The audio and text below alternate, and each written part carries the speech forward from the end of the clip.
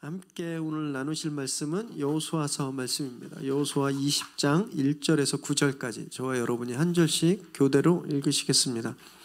여호와께서 여호수아에게 말씀하여 이르시되 이스라엘 자손에게 말하여 이르기를 내가 모세를 통하여 너희에게 말한 도피성들을 너희를 위해 정하여 부지 중에 실수로 사람을 죽인 자를 그리로 도망하게 하라. 이는 너희를 위해 피의 보복자를 피할 곳이니라. 이 성읍들 중에 하나에 도피하는 자는 그 성읍에 들어가는 문 어귀에 서서 그 성읍의 장로들의 귀에 자기의 사건을 말할 것이요 그들은 그를 성읍에 받아들여 한 곳을 주어 자기들 중에 거주하게 하고 피의 보복자가 그의 뒤를 따라온다 할지라도 그들은 그 살인자를 그의 손에 내주지 말지니 이는 본래 미워함이 없이 부지 중에 그의 이웃을 죽였음이라. 그 살인자는 회중 앞에 서서 재판을 받기까지 또는 그 당시 대제사장이 죽기까지 그 성읍에 거주하다가 그 후에 그 살인자는 그 성읍 곧 자기가 도망하여 나온 자기 성읍 자기 집으로 돌아갈지니라 하라 하시니라. 이에 그들이 납달리의 산지 갈릴리 게데스와 에브라임 산지의 세겜과 유다 산지의 기럇 아르바 곧 헤브론과 여리고 동쪽 요단 저쪽 루벤 지파 중에서 평지 광야의 베셀과 갓 지파 중에서 길르앗 라목과 므낫세 지파 중에서 바산 골란을 구별하였으니 함께 읽습니다. 이는 곧 이스라엘 모든 자손과 그들 중에 거류하는 거류민을 위하여 선정된 성읍들로서 누구든지 부지 중에 살인한 자가 그리로 도망하여 그가 회중 앞에 설 때까지 피의 보복자의 손에 죽지 아니하게 하기 위함이라. 아멘. 오늘 우리에게 주신 하나님의 말씀입니다. 저희는요, 저희 안에 보편적인 어떤 감정들이 있습니다. 사람이라면 누구나 가지고 있는 그런 감정들인데 그 중에 하나는 보복심리라는 겁니다. 보복심리. 부당한 일을 당하면 참지 못하고 이렇게 똑같이 확 갚아주고 싶은 그런 마음. 보복심리가 우리에겐 다 있습니다. 그래서 나를 배신하고 떠난 옛 연인을 생각하면서 그래 나보다 더 좋은 사람 만나고 그렇게 축복받아? 이렇게 생각하시는 분들 별로 없잖아요. 대신 이를 딱 갈면서 그래 네가 얼마나 잘 사는지 보자. 한번 봐라. 한번 보자. 막 이렇게 저주하는 마음, 그런 마음들이 저희에게 다 있어요. 그래서 나를 버리고 가시는 님은 심리도 못 가서 발병 난다. 이 아리랑의 그런 구절이 있는 거예요. 그런데 문제는 우리가 받은 만큼 딱 그만큼만 돌려주지 않는다는 겁니다. 되로 주고 말로 받는단 말이 있는 것처럼 하나를 잃으면 2개, 3개, 10개 이렇게 뺏으려 하는 마음이 있다는 거예요. 이게 우리 안에 있는 보복심리의 문제라는 겁니다. 2015년 9월에 안동의 한 아파트 4층에서 가스 폭발로 불이 났어요. 펑 터져가지고 막 뉴스에도 나오고 그랬거든요. 한 60대 남성분이 실리콘으로 창문과 출입문을 다 이렇게 실링을 다 해놓고 가스를 틀어놓은 거예요. 왜 그랬는지 아세요? 위층에서 들리는 층간소음 때문에 그랬대요. 너무 이게 짜증나니까 가스를 틀어놓고 집을 폭파시켜버린 거예요. 우리말에 빈대 잡으려다가 초가삼 갖다 태운다. 이 말이 진짜 일어나는 거더라고요. 한 해에 이렇게 심각하게 보고되는 층간 소음 분쟁 건수가 무려 2만 건이랬네요. 2만 건. 그 내용들을 보면 진짜 어떻게 이럴 수 있나 그런 내용이에요. 뭐 도끼 들고 쫓아가고 칼을 들고 쫓아가고 막 휘발유 뿌리고 불 지르고 막 이런 건수들이 그렇게 생긴다는 거예요. 물론 이해도 좀 돼요. 자려고 그러는데 막 쿵쿵대고 조용히 큐티하고 기도하려고 그러는데 막 또각또각 소리 끽끽 소리 나면 화나죠. 화나는 것도 이해가 되는데 그 소음이 나를 화나게 하는 소음이 불을 지르고 살인을 할 만큼 그런 심각한 범죄인가라는 거예요. 그러지 않아요. 이 보복 심리 때문에 그렇습니다. 내가 손해를 입으면 막 그걸 극대화시켜서 몇 배, 몇십 배 갚아주려고 하는 이런 마음이 우리 안에 있기 때문에 그런 겁니다. 이 복수심은요, 밑 빠진 독 같은 거예요. 그래서 아무리 채워도 만족감이 없습니다. 그래서 공자 선생님이 복수를 하기 위해서 떠날 땐 무덤을 2개 파놓고 가라 이렇게 말씀하셨어요. 복수심은 한 번으로 끝나는 게 아니에요. 서로 죽이는 그런 비극을 나타내는 겁니다. 그래서 국가가 사사로운 복수를 막기 위해서 법을 만들죠. 그리고 공권력을 이용해서 그것을 통제하고 보호하는 거예요. 하나님이 오늘 이스라엘에게 주신 말씀이 이런 말씀이었습니다. 1절 말씀을 함께 읽습니다. 시작. 여호와께서 여호수아에게 말씀하여 이르시되, 영어 성경에 보면 then이라는 말로 시작해요. then. 이것은 뭐냐 하면 이제 지금까지 있었던 일이 마치고 바로 이런 뜻이에요. 지금까지 무슨 일이 있었죠? 땅 분배가 있었습니다. 요단을 건너서 가나안에 들어와서 막 남에서 북까지 정복 전쟁을 하고, 그리고 9개 반지파가 정확히 땅을 다 분배받고 자기들의 영역을 다 찾은 거예요. 그리고 나서 라는 말이에요. 이스라엘이 땅을 받고서 하나님의 약속이 완성되었습니다. 하나님 그들에게 땅을 주시겠다고 말씀하셨잖아요. 그것이 완성됐어요. 그럼 이제 다 끝났나? 아닌 거예요. 수능이 끝나고 대학에 합격하면 인생이 완성됩니까? 취직을 하면 이제 끝이에요? 더 이상 없나요? 그런 거 아니잖아요. 대학을 합격하면, 대학을 입학하면 대학생처럼 공부해야 되는 거잖아요. 그리고 회사에 취직을 하면 그 회사의 일원이 돼서 열심히 일해야 되는 건 그것이 남은 거예요. 이스라엘도 똑같았습니다. 하나님의 약속이 완성되고 땅을 받았으면 거기서 끝난 게 아니라 이제 그들이 거기에서 무엇을 해야 되는데, 그게 뭘까요? 하나님의 백성으로 하나님의 뜻을 나타내면서 살아야 되는 의무와 책임이 시작되는 거예요. 그래서 하나님이 말씀하신 겁니다. 땅 분배가 완성되고 하나님의 약속이 완성되자 하나님이 이제 그들이 어떻게 살아야 되는지 그것에 대해서 말씀을 주고 계신 거예요. 2절과 3절을 함께 읽겠습니다. 시작. 이스라엘 자손에게 말하여 이르기를, 내가 무새를 통하여 너희에게 말한 도피성들을 너희를 위해 정하여 부지 중에 실수로 사람을 죽인 자를 그리로 도망하게 하라. 이는 너희를 위해 피의 보복자를 피할 곳이니라. 이 말씀은 민수기 35장 9절에서 11절에 이제 모세를 통해서 주신 도피성 제도에 대한 말씀이에요. 이것을 그대로 반복하고 있습니다.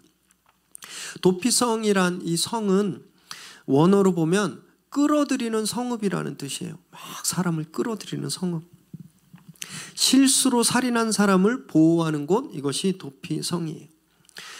이제 정착했습니다. 땅을 받았어요. 약속이 완성됐어요.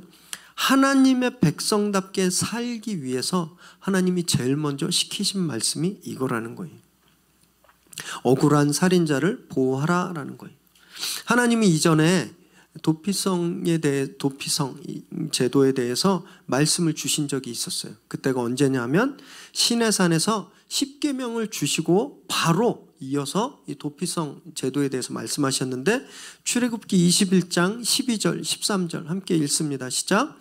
사람을 쳐 죽인 자는 반드시 죽일 것이나 만일 사람이 고의적으로 한 것이 아니라 나 하나님이 사람을 그의 손에 넘긴 것이면 내가 그를 위하여 한 곳을 정하리니 그 사람이 그리로 도망할 것이며. 10계명이 무엇이었을까요? 10계명? 이스라엘 백성으로 제일 먼저 어떻게 살아야 된다라고 하는 그 뼈대를 주시는 하나님의 말씀이었어요. 하나님이 그렇게 10계명을 주시자마자 이스라엘에게 도피성에 대해서, 피난처에 대해서 말씀을 주시는 거예요. 왜 그러셨을까? 그리고 또 오늘은 가나안 땅을 받자마자 또 도피성에 대해서 이것을 세워라고 하나님이 명령하시는 거예요. 생각해 봤어요. 아니, 이거보다 좀 더 중요한 것이 있지 않았을까? 여러분, 땅을 딱 받으면 뭐가 더 중요할 것 같아요? 도로가 중요하지 않을까요? 도로? 너는 이 지파와 이 지파를 연결하는 도로를 건설하고, 그런 게 좀 중요하지 않겠어요? 또는 학교를 세우는 것 중요하지 않겠습니까? 너는 지파마다 회당을 세우고 학교를 세워서 내 율법을 가르쳐라, 이런 게 훨씬 더 중요하지 않겠어요? 아니면 뭐 코스코 같은 그 마켓을, 그런 가게를 세우는 것, 그래서 생필품을 조달하고 뭐 이런 것들이 훨씬 더 중요하지 않겠습니까? 그런데 하나님이 땅 분배가 끝나자마자 제일 먼저 말씀하신 것이 도피성이라는 거예요. 왜 그러셨을까? 왜 이것이 중요했을까요? 한번 생각해 보세요. 억울하게 살인을 했어요. 제가 의도하지 않게 살인을 했어요. 당시는 보복제도였기 때문에 살인한 사람은, 이렇게 피를 흘리게 한 사람은 피를 흘리는 것으로 보복을 당하는 것이었어요. 이렇게 정당한 죄를 저질렀으면 죽는 게 당연한데 실수로 지나가다 어깨로 툭 쳤는데 절벽에 뚝 떨어져서 죽은 거예요. 난 그럴 마음이 없는데. 그랬더니 절벽에 떨어져 죽은 사람의 가족이 원수를 갚는다고 저를 찾아와 죽여요. 그러면 제 가족들은 어떻게 했어요? 아니, 어떻게 그럴 수 있어? 실수인데. 그럼 또 복수를 하겠죠. 그럼 그 가족이 어떻게 하겠어요? 또 복수하겠죠. 서로 죽이고 죽이는 이 피해 보복이 끝이질 않게 되는 거예요. 그러면 어떻게 되겠습니까? 공동체가 다 죽고 끝나는 거예요. 다 죽고. 하나님이 그걸 막기 원하셨던 거예요. 무분별한 복수로 당신의 백성들이 서로 죽고 죽이면서 그렇게 망하지 않게 하기 위해서 하나님이 이 방편을 두신 겁니다. 그래서 출애굽 후에 광야 생활을 할 때는요, 고의적으로 살인을 저지르지 않고 모르는 중에 실수로 살인을 한 사람은 회막들에 있는, 회막으로 와서 그 번제단 앞에 딱 서야 됐어요. 그러면 보복을 안 당하게끔 하는 그런 장치를 하나님이 만들어 주셨습니다. 그런데 이제는 땅이 넓어졌잖아요. 땅이 가나안 땅으로 다 확대됐잖아요. 회막에 있는 실로까지 오려면 못 오는 거예요. 저 유다 광야 끝에서 막 달려가도 중간에 잡히면 죽게 되었잖아요. 그래서 하나님이 이 도피성을 가장 좋은 곳에, 가장 사람들이 접근성이 편한 곳에 하나님이 두신 겁니다.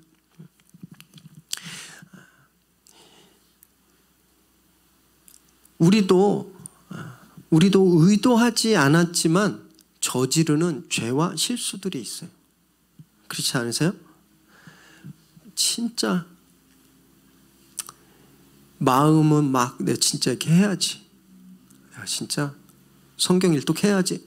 몇 달 전에 다 새해 오시면서 마음 다 품었는데 북마크는 여전히 출애굽기 언저리에 다 꽂혀 있고, 큐티 이번 달엔 진짜 큐티 꼭 해야 되겠다. 그래서 큐티 책을 구입하셨는데 새 거로 남아있는, 저희도 그런 때가 있어요.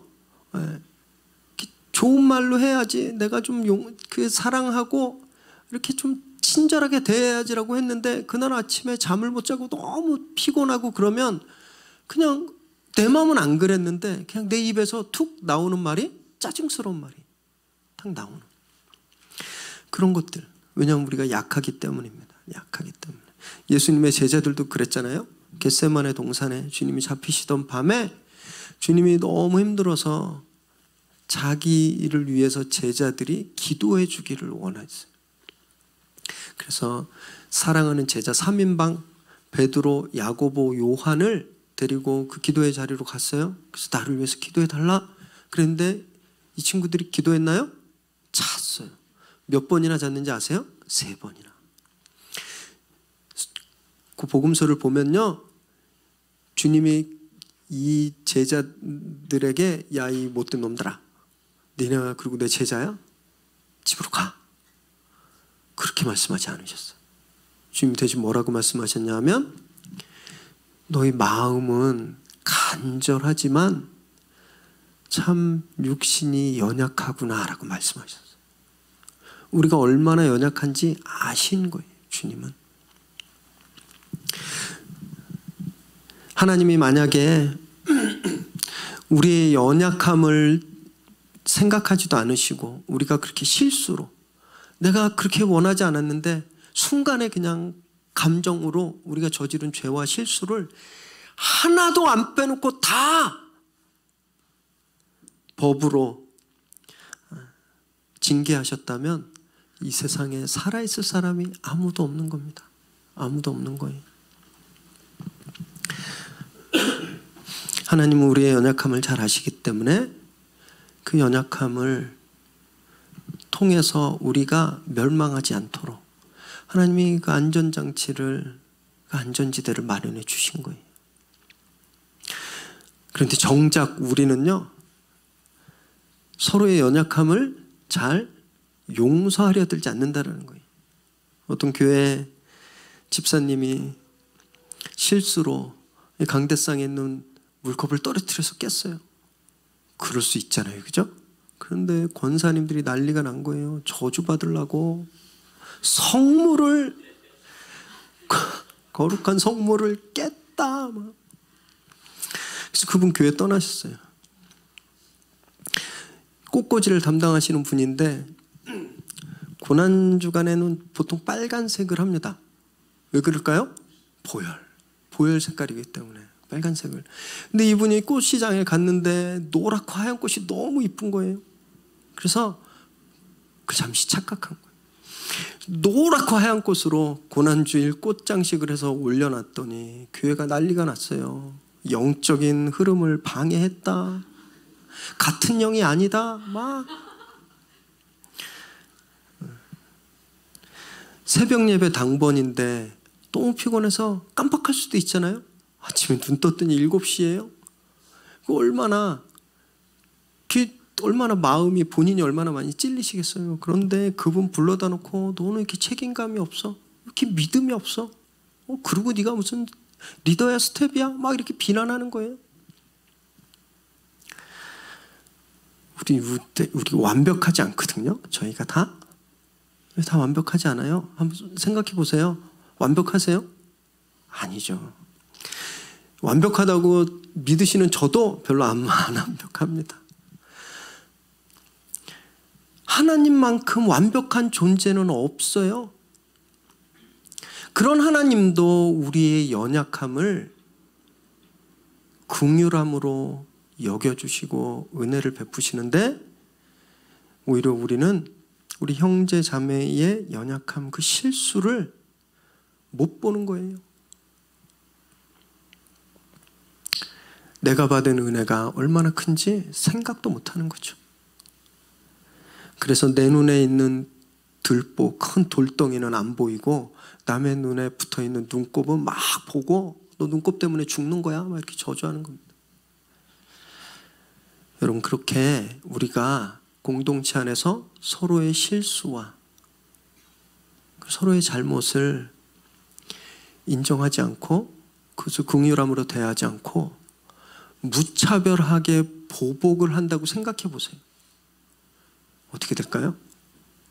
그냥 다 죽는 거예요. 공자 선생님 말씀하신 대로 무덤 2개만 남고 그냥 다 끝나는 겁니다. 그래서 성경은 우리에게 오래 참으라 이렇게 말씀하고 계시는 거예요. 데살로니가전서 5장 14절 함께 읽습니다. 시작. 또 형제들아 너희를 권면하노니 게으른 자들을 권계하며 마음이 약한 자들을 격려하고 힘이 없는 자들을 붙들어주며 모든 사람에게 오래 참으라. 형제들아 너희를 권면하니 게으른 자들을 매질하고 마음이 약한 자들을 막 찌르고 힘없는 자들을 내쫓고 단 하나의 실수도 용납하지 마라 이렇게 말씀하신 게 아니에요. 게으른 자들을 잘 가르쳐서 이끌라라고 해요. 권면해서 이끌라라는 거예요. 이 단어는요, 말로 하는 게 아니라 몸으로 보여주는 걸 뜻합니다. 몸으로. 내가 그렇게 살면 게으른 자들이 부지런해진다는 거예요. 우리 부모님들 속 터지죠. 방학만 되면 애들이 막 12시까지 안 일어나는 거예요. 그 게으른 그거 보면 진짜 속 터지는 거예요. 맨날 겁에 질려서 못하겠다고 도망가려고 그러는 거 보면 진짜 답답하죠. 그런데 그런 지체를 붙들어 주라 그랬어요. 붙들어 주라 그랬어요. 내팽개치고 정죄하고 쫓는 게 아니라 붙들어 주라 그랬어요. 그리고 모든 사람에게 오래 참으라 그랬습니다. 저희는 어떻게 하냐면 나하고 친한 사람한테는 비교적 오래 참을 수 있어요. 그런데 나하고 별로 안 친한 사람은 안 참아요. 신앙생활을 하면서 제가 깨닫게 되는 게 있습니다. 진짜 신앙의 고수는, 믿음의 고수는 방언하고 귀신 내쫓고 병 고치는 사람이 아니더라고요. 진짜 신앙의 고수는 헌금 많이 하고 교회에 맨날 나와서 봉사하고 이런 분이 아니에요. 진짜 신앙의 고수는 누군지 아세요? 오래 참는 분이에요. 비록 성경 지식은 없어도, 비록 가르치는 은사는 없어도, 비록 교회에 아무 사역을 그렇게 잘 감당하지 못해도 그냥 오래 참는 분이 최고수예요. 최고수. 여러분, 이것이 하나님의 백성들이 살아가는 방법이라는 거예요. 하나님이 그래서 도피성을 주신 거예요. 4절과 5절 함께 읽습니다. 시작. 이 성읍들 중에 하나에 도피하는 자는 그 성읍에 들어가는 문 어귀에 서서 그 성읍의 장로들의 귀에 자기의 사건을 말할 것이요.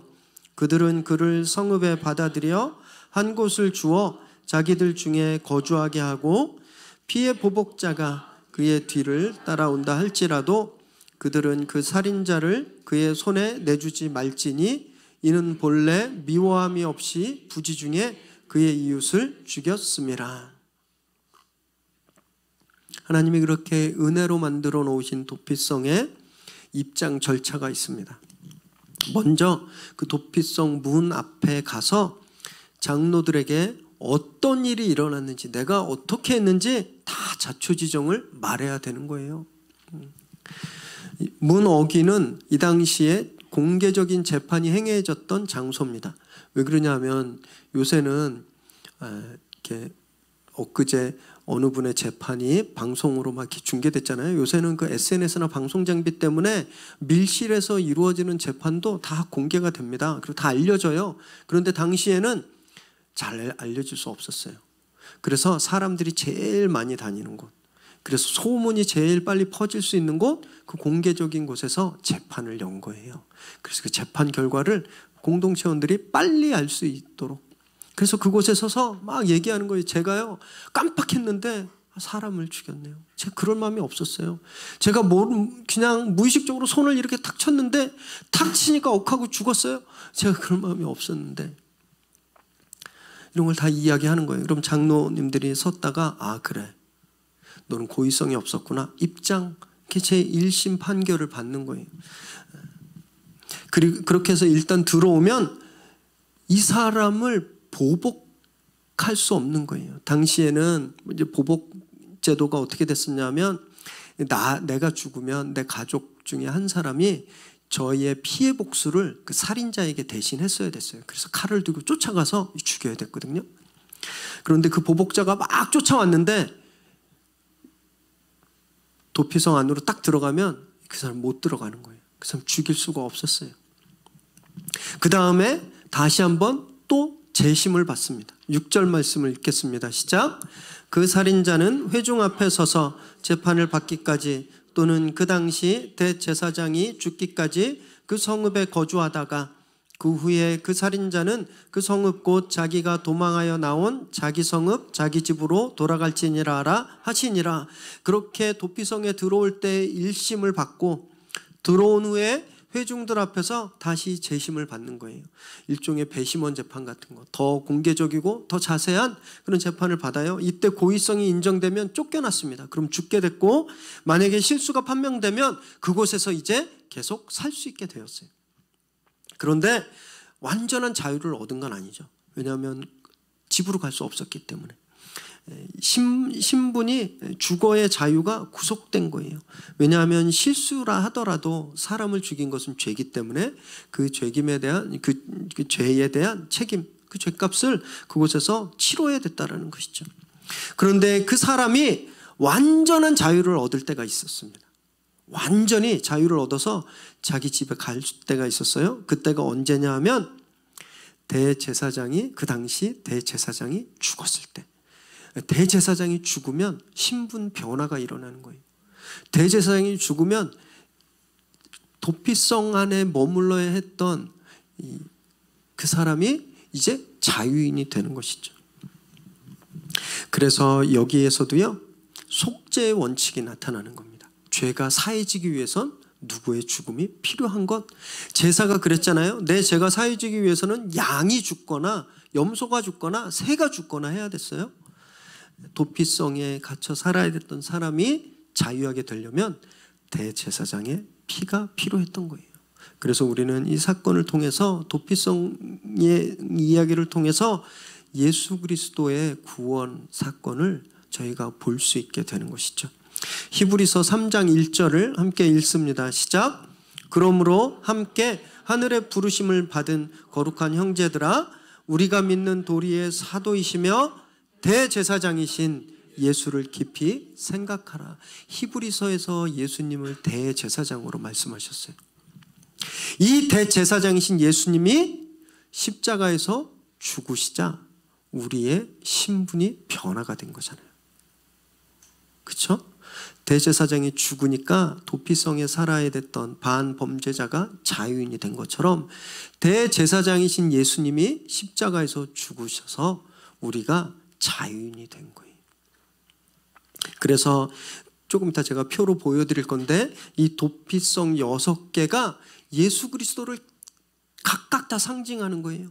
예수님의 성품, 예수님의 인격, 그분의 사역을 이 도피성이 다 상징하고 있어요. 7절, 8절을 함께 읽습니다. 시작. 이에 그들이 납달리의 산지 갈릴리 게데스와 에브라임의 산지의 세겜과 유다 산지의 기럇 아르바 곧 헤브론과 여리고 동쪽 요단 저쪽 루벤 지파 중에서 평지 광야의 베셀과 갓 지파 중에서 길르앗 라못과 므낫세 지파 중에서 바산 골란을 구별하였으니, 하나님의 명령으로 이렇게 세워진 도피성이 총 6개였습니다. 요단 동쪽에 3곳, 요단 서쪽에 3곳이었어요. 원래 출애굽해서 광야 때는 회막에만 있었습니다. 회막의 번제단 앞에 그곳이 세이프존이었어요. 안전지대. 그런데 이제 가나안으로 다 퍼져 사니까 그 오기가 현실적으로 불가능해졌잖아요. 그래서 하나님이 적재적소에 이렇게 세우신 거예요. 어디에 있었는지 한번 지도를 보여주실까요? 네. 여기가 요단강이에요. 요단 동쪽에 바산골란, 길르앗 라못, 베셀, 이렇게 3군데가 있었고요.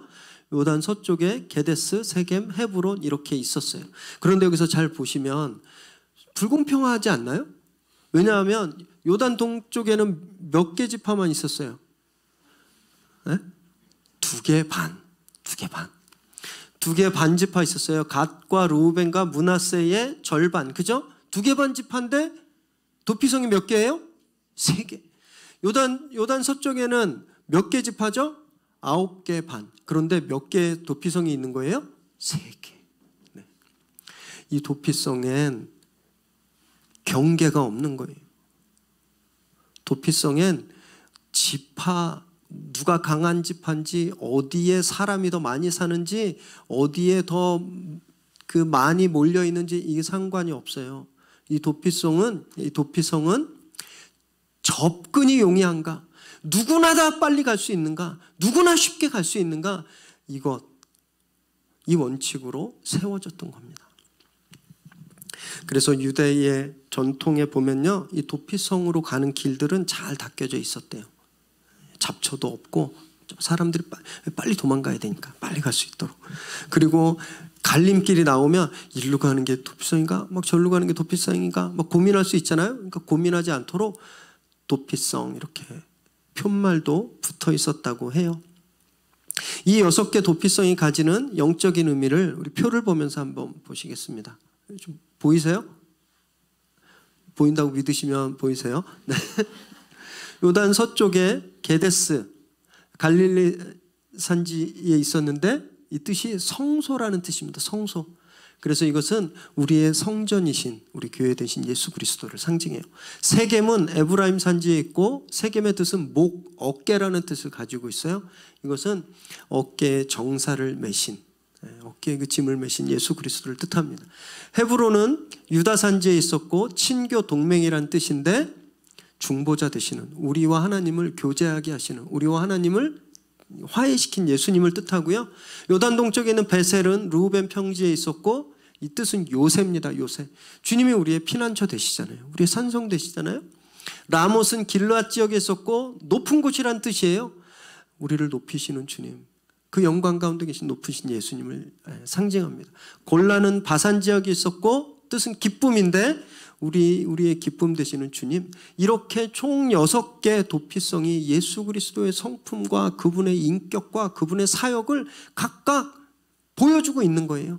요한에는 참고 자료인데 이렇게 도피성에 들어갈 수 없는 경우와 도피성으로 피할 수 있는 경우가 있습니다. 민수기 35장에 나오면 살인에 관한 규정인데 이렇게 일부러 살인한 사람들 이런 사람들은 못 들어갔어요. 이게 뭐냐 하면 철 연장으로 사람을 때려 죽인 자. 쇠 조각으로. 그리고 사람을 죽일 만한 돌덩이, 돌 연장으로 사람을 죽인 자. 또는 사람을 죽일 나무 연장, 몽둥이로 사람을 죽인 자. 또 미워하는 자를 기회를 엿보아서 밀쳐서 죽인 자. 계획적인 범죄. 이런 범죄는 도피성으로 갈 수 없었습니다. 피해 복수를 당해야 됐어요.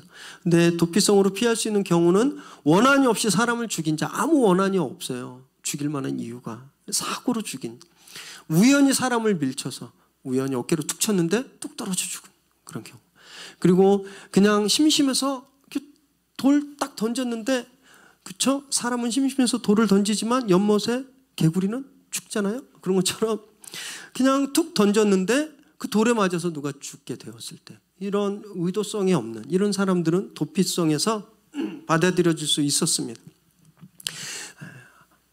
하나님이 이스라엘이 서로 무분별하게 죽이고 싸우지 않도록 이런 가이드라인을 주신 거예요.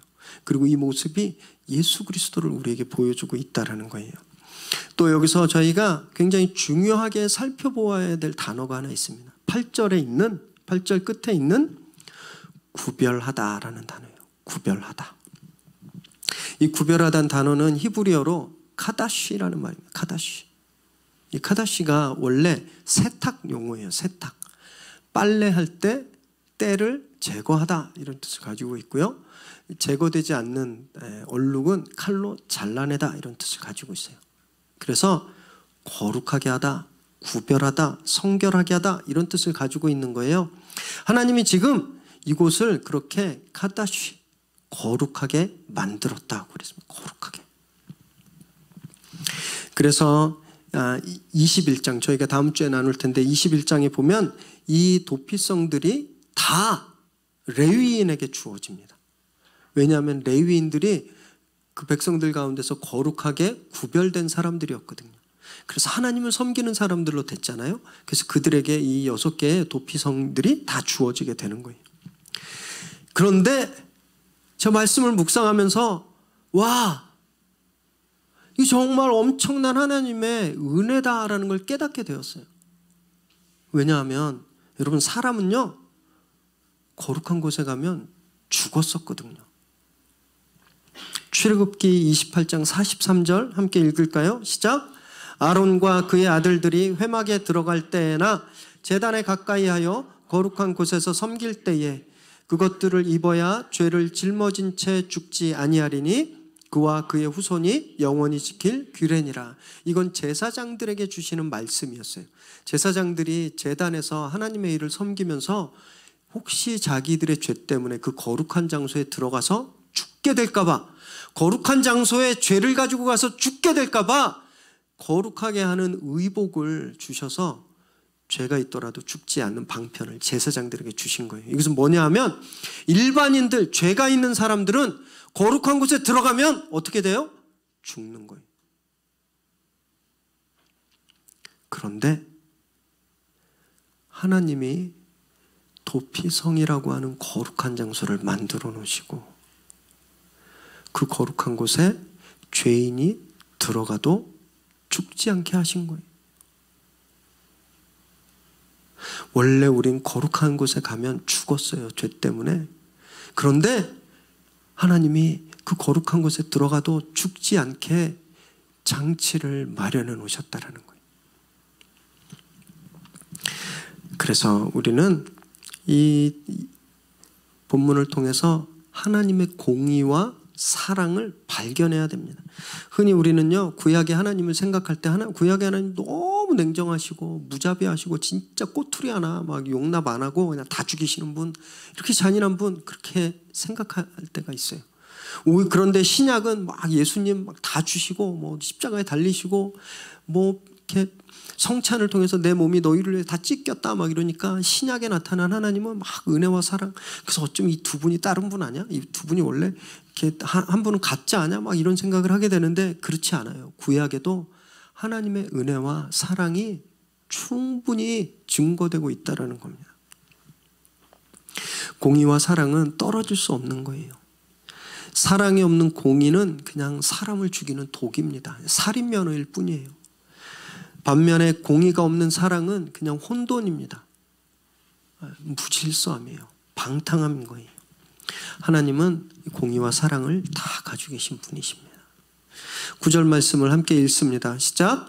이는 곧 이스라엘 모든 자손과 그들 중에 거류하는 거류민을 위하여 선정된 성읍들로서 누구든지 부지 중에 살인한 자가 그리로 도망하여 그가 회중 앞에 설 때까지 피해 보복자의 손에 죽지 아니하게 하기 위함이라.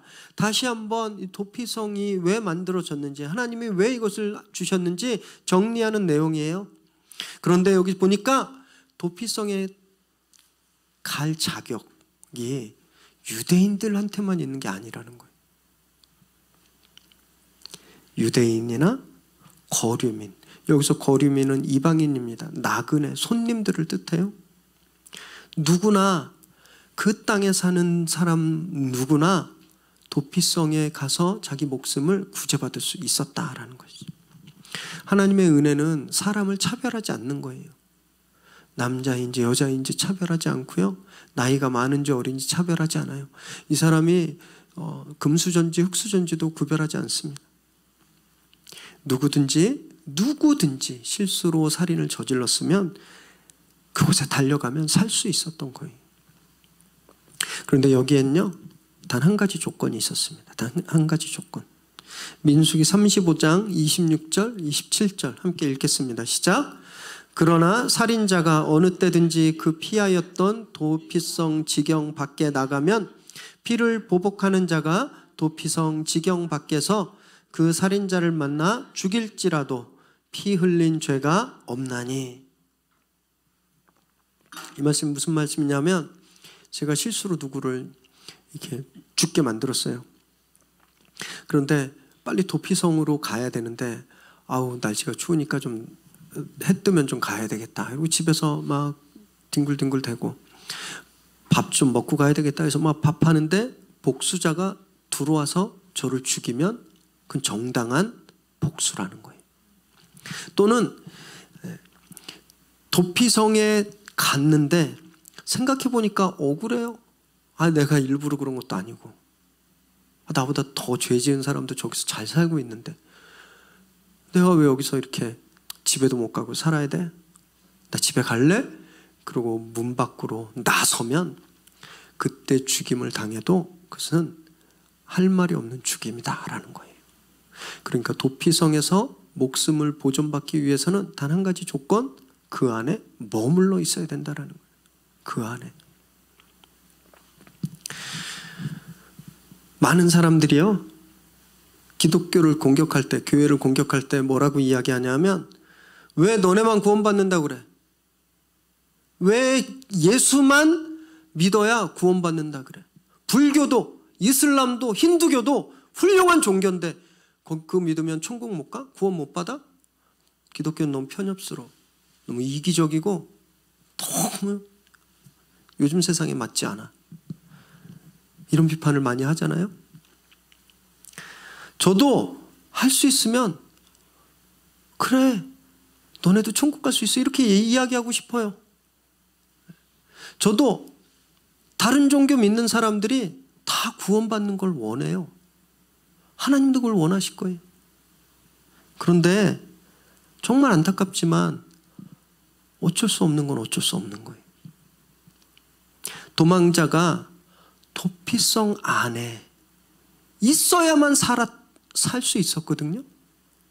그래서 벗어나면 죽는 거예요. 우리도 예수 안에 있어야만 살게 되는 거예요. 사도행전 4장 12절 함께 읽습니다. 시작. 다른 이로서는 구원을 받을 수 없나니 천하 사람 중에 구원을 받을 만한 다른 이름을 우리에게 주신 일이 없음이라 하였더라. 다른 이름이 없다는 거예요. 오직 하나의 이름, 예수 그리스도. 예수 그리스도만 우리를 구원하신다. 그러니 제가 뭐 어떻게 안타깝지만 안 된다고 이야기할 수밖에 없는 거예요. 예수님 외에 천하의 다른 이름은 우리를 구원할 수 없는 거예요. 도피성 밖에선 살 수 없듯이 예수님 밖에선 죽는 겁니다. 그래서 그분 안에 머물러 있어야 되는 거예요. 그분 안에. 귀찮다고, 억울하다고, 나는 깨끗하다고, 나는 의롭다고 그 이름 밖으로 가는 순간 끝나는 거예요. 끝나는 거. 그리고 우리의 피난처 되신 주님, 예수님은 도피성의 유대인이든 남자든 여자든 이방인이든 나그네든 다 갈 수 있었던 것처럼 주님은요, 인종을 차별하지 않습니다. 나이, 남녀를 구별하지 않으세요. 로마서 10장 13절 읽습니다. 시작. 누구든지 주의 이름을 부르는 자는 구원을 받으리라. 누구든지. 누구든지. 교회 10년 다닌 사람은 이렇게 말씀하지 않으셨어요. 예배 한 번도 안 빠진 사람은 이렇게 말씀하지 않으셨어요. 한 번도 죄 안 지은 사람은 이렇게 말씀하지 않으셨어요. 착한 일 하는 사람은 이렇게도 말씀하지 않으셨어요. 그래서 누구든지라고 말씀하셨어요. 교회는요, 그래서 누구든지 오는 곳이에요. 누구든지. 주님이 나에게 오면 살게 될 것이다. 이것을 이 세상이 알게 하시려고 주님의 몸된 교회를 세우셨거든요. 이 교회가 그걸 보여주는 모델하우스예요. 모델하우스. 주님 앞에 나오면 산다. 이것을 보여주는 모델하우스예요. 마치 이 시대의 도피성 같은 그런 곳이 교회입니다. 교회. 거긴 누구나 다 오는 거예요. 누구나 다. 그런데 우리는요, 누구나 다 오면 되게 괴로워해요. 저 사람은 좀 안 왔으면 좋겠는데. 그래서 왜 자꾸 교회를 오나? 나하고 친한 사람만 교회에 오기를 원하는 거예요. 예수님은 정작 누구나 다, 누구에게나 다 문을 열어놓으셨는데 우리의 마음의 문은 누구에나 열려있는 게 아니에요. 산발적으로 열렸다 닫혔다 해요. 이 사람한테는 열리고 저 사람한테는 닫히고, 어제는 열렸었는데 오늘은 닫히고, 또 내일은 열리고.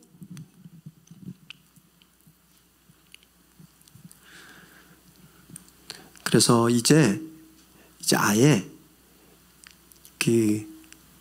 기대하지 마세요. 교회에 오면 천사들만 있겠다 이런 생각 하지 마세요. 오늘 교회 가면 행복하겠다 이런 기대도 하지 마세요. 여기는 다 그렇게 죄 지은 사람들만 오는 데기 때문에 그래요. 도피성에서 사는데 상상해 보세요. 야, 너는 나는 한 명 죽였는데 너는 3명이나 죽였어? 아, 뭐 어떻게 그런 사람이 도피성에 와 있어?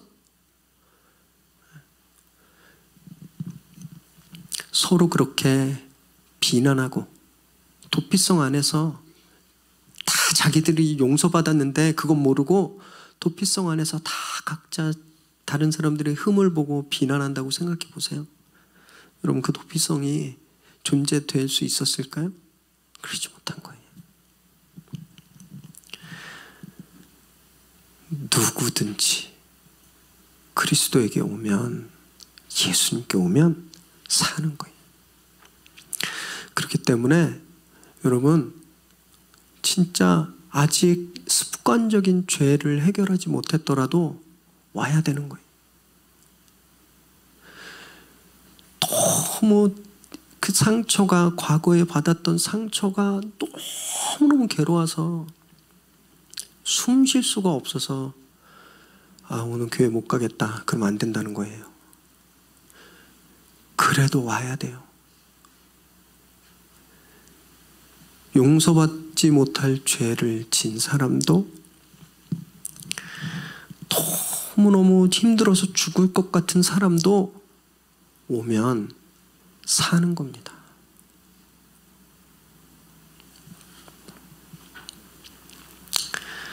그래서 주님의 몸된 교회는요, 용서와 회복과 치유의 공동체인 거예요. 근사한 즐거운 갈등 없는 그런 모임을 원하시면 동호회 가세요. 동호회. 주일날 교회 오지 마시고 비슷한 수준의 사람들이 모이는 동호회 가세요. 가서 등산 가시고 자전거도 좀 타시고 그런 동호회 모임 가세요. 그러면 즐겁게 시간 보내실 수 있으세요. 교회는 그런 곳이 아니에요. 다 상처 입은 사람들이 모이는 곳입니다. 다 남에게 상처 주었던 사람들이 모이는 곳이에요. 그 사람들이 와서 예수 앞에서 회복되고 예수 안에서 다시 살아나는 것, 그것이 교회라는 겁니다.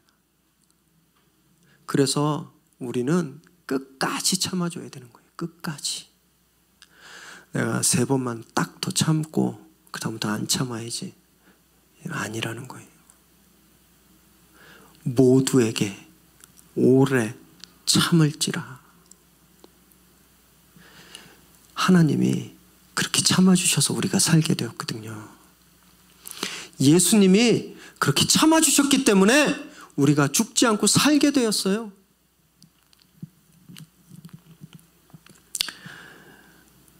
오늘 그래서 우리 성도님들 여기에서 자유함을 경험하시게 되길 바랍니다. 짊어지고 왔던 그 아픔들, 상처들, 진짜 지옥 같은 그런 기억들 있잖아요. 주님 앞에 다 토해내시고 주님이 안아주실 때에 마음속에 자유함이 회복되기를 주님의 이름으로 축원합니다. 주님이 기다리고 계시는 거예요. 주님 외에는 우리를 자유하게 하실 분이 안 계십니다. 우리 새로운 교회가 늘 그렇게 주님 주시는 위로와 회복과 치유가 넘치는 그런 공동체가 되기를 주님의 이름으로 축원합니다. 함께 기도하겠습니다.